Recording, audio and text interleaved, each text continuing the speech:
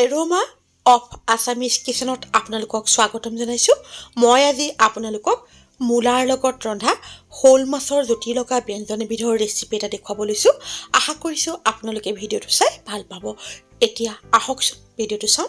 মুলা আৰু হোল মাছৰ এই জুতি লগা ব্যঞ্জন বিধ ৰান্ধিবৰ বাবে মই লৈছো হোল মাছ, মুলা, আলু, মটৰ, ধনিয়া পাত, পিয়াজ, আদা নহৰু পেষ্ট, পাঁচফোৰণ, শুকান জলকীয়া, কেঁচা জলকীয়া, তেজপাত, মিঠাতেল, পানী, নিমখ, হালধি, জিৰা গুড়ি আৰু জালুকৰ গুড়ি।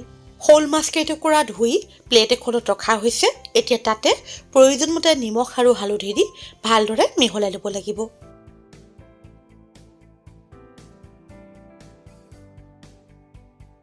কেৰাহীখন জুইৰ ওপৰত গৰম কৰি তাতে প্ৰয়োজনমতে মিঠাতেল দি তেলখিনি ভালদৰে গৰম হ'বলৈ দিব লাগিব।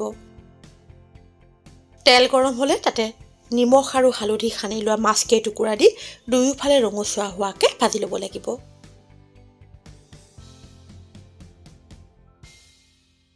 হোল মাছ ঘৰলৈ আনিলে এসাঁজ মুলাৰ লগত ৰান্ধি প্ৰায়ে খোৱা হয়।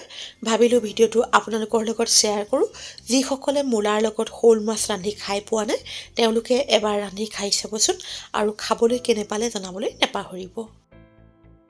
মাছ কেইটুকুৰা ভজা হৈ গৈছে। এতিয়া প্লেটত নমাই থ'ব লাগিব। মাছৰ আঞ্জা ৰান্ধিবৰ বাবে আপোনালোকে নিজৰ হিচাপত তেল ল'ব পাৰিব। এতিয়া মাছ ভাজি ৰৈ যোৱা তেলখিনিত পাঁচফোৰণ ফুটাই শুকান জলকীয়া আৰু তেজপাত দিব লাগিব। এতিয়া কুটি লোৱা পিঁয়াজ, আদা নহৰু পেষ্ট আৰু কেঁচা জলকীয়াখিনি দি ভালদৰে লৰাই দিব লাগিব। কেঁচা জলকীয়া আপোনালোকে নিজৰ হিচাপত ল'ব পাৰিব। অলপ সময় ভজাৰ পিছত পিঁয়াজৰ বৰণ সলনি হ'বলৈ ধৰিছে। এতিয়া কাটি লোৱা আলু, মূলা, মটৰ, নিমখ, হালধি আৰু জিৰা গুড়িখিনি দি ভালদৰে লৰাই ঢাকি দিব লাগিব। মোৰ এই চেনেলটোত আমাৰ থলুৱা পৰম্পৰাগত ৰেচিপিবোৰৰ ভিডিঅ' চাবলৈ পাব। আপোনালোকে যদি এতিয়াও মোৰ চেনেল এৰোমা অফ আছামিজ কিচেনক ছাবস্ক্ৰাইব কৰা নাই অনুগ্ৰহ কৰি ছাবস্ক্ৰাইব কৰিবচোন আৰু লগতে কাষত থকা বেল আইকনটো টিপি দিব। তেতিয়া মই পোষ্ট কৰা প্ৰতিটো ৰেচিপিৰ ন'টিফিকেশ্যন মই ভিডিঅ' পোষ্ট কৰাৰ লগে লগে আপোনালোকে পাই যাব।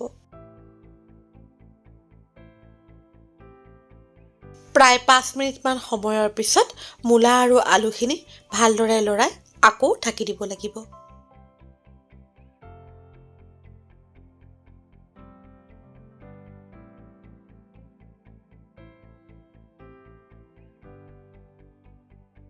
মূলা, আলু আৰু মটৰখিনি মাজে মাজে লৰাই প্ৰায় 10 মিনিটমান সময় ভজা হৈ গৈছে। আলু এডোখৰ ভাঙি চোৱা হৈছে। আলুডোখৰ বৰ ধুনীয়াকৈ সিজিছে। এতিয়া প্ৰয়োজনমতে গৰম পানী ঢালি আঞ্জাখন ভালদৰে লৰাই ঢাকি উতলিবলৈ দিব লাগিব।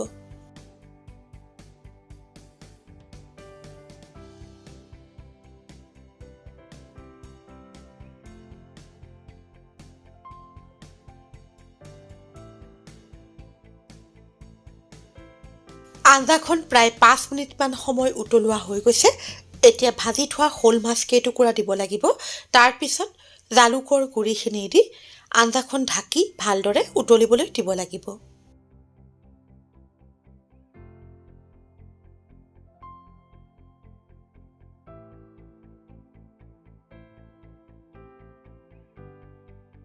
আঞ্জাখন অলপ সময় উতলিবলৈ দিয়াৰ পিছত কুটি লোৱা ধনিয়া পাতখিনি দি আকৌ প্ৰায় 2 মিনিটমান সময় আঞ্জাখন উতলিবলৈ দিব লাগিব।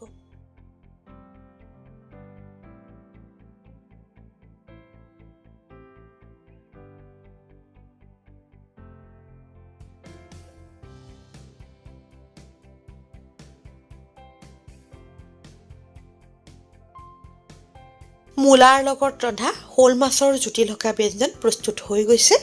এতিয়া গেছৰ জুই নুমুৱাই দিব লাগিব। গৰমে গৰমে ভাতৰ লগত মূলা আৰু হোল মাছৰ জুতি লগা ব্যঞ্জন পৰিৱেশন কৰিব পাৰিব। হোল মাছ আৰু মূলাৰ এই ব্যঞ্জনবিধ খাবলৈ বৰ সোৱাদ হয়। আপোনালোকেও কেতিয়াবা এনেদৰে ৰান্ধি খাই চাবচোন। প্ৰিয় দৰ্শক, আপোনালোকৰ যদি মোৰ এই ভিডিঅ'টো চাই ভাল লাগিছে তেনেহ'লে লাইক আৰু কমেণ্টৰ জৰিয়তে জনাবলৈ নাপাহৰিব। এনেধৰণৰ সুস্বাদু আমাৰ থলুৱা ব্যঞ্জনৰ ৰেচিপিৰ ভিডিঅ'লৈ আকৌ আপোনালোকৰ ওচৰলৈ আহি আছোঁ। আজিলৈ আহোঁ। ধন্যবাদ।